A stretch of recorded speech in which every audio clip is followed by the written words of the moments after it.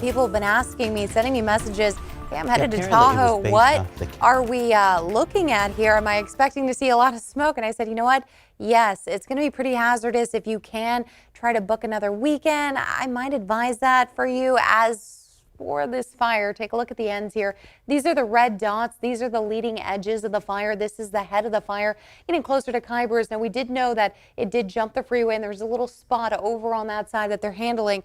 But this is going to be the concern as it grows here to the northeast, and of course getting closer and closer towards South Lake Tahoe. That is the concern. The good news is it is moving at a slower rate, and we do expect that to continue at least for the next few days. This is not a red flag warning situation that we dealt with on Saturday, so that's the good news here. Now, we saw highs around 85 degrees today, so that has also been good news. Temperatures are much lower. The humidity levels overnight are recovering a little better, so we're getting to about 50% as opposed to the teens and 20s that we see in the daytime. We've been seeing those overnight as well. So now that we're recovering in the 50s, we're hoping in the next few days we get a little better handle here with firefighters and all the support on the ground to get this fire under control.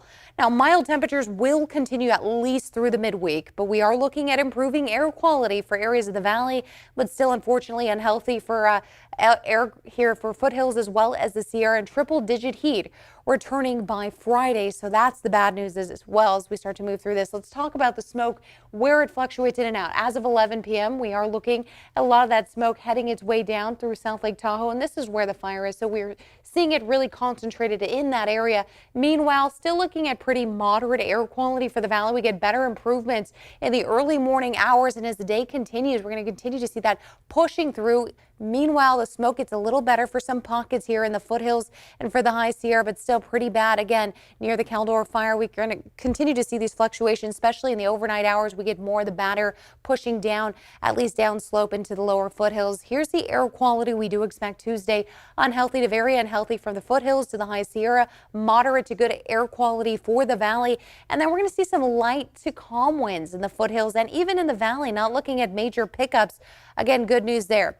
Let's take a look at the trough. This trough here has been bringing in some cooler air for us for the last few days. That will continue for a little while longer before we start to get a ridge building. That's going to bring us gradual heat starting up on Thursday and then moving into Friday and the weekend. Take a look. We're going to start to see this arch happening here over the Pacific. That will bring us that heat as we start moving into the weekend. And this little bit of a cool down starting on Monday. So that's the good news. All right, lower foothills here, mid 80s for tomorrow to upper 80s. And then we're going to expect to see our 10-day forecast bringing us the gradual increase with triple digits as we start rolling into next weekend.